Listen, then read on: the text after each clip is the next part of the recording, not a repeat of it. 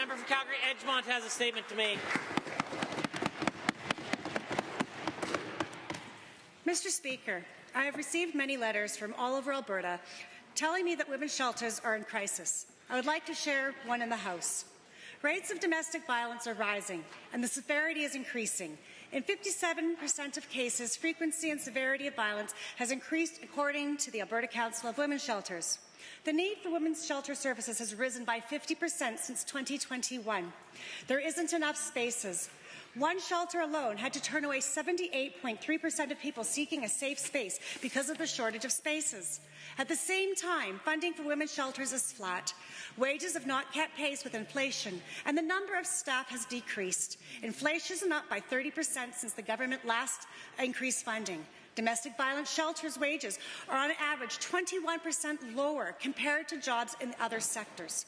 The status quo is not sustainable. Women's shelter staff are doing more with less, having to turn away those experiencing violence because there is no safe space available is a major contributor to staff burnout.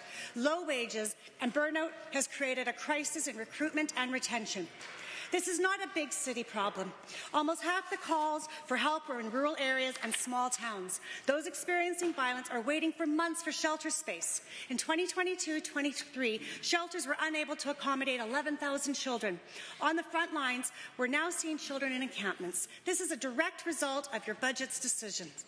Now is the time to change those decisions. Provide women's shelters the same 14% ongoing funding to address infrastructure needs you and your colleagues have through increased living allowances. Provide the same annual increases to frontline wages that MLAs and ministers receive. Double the number of staff you've done in the Legislative Assembly office staffing. Albertans watched the budget drop and hoped the UCP government would do the right thing. But the only thing we have seen so far is chaos, cuts, corruption and cruelty.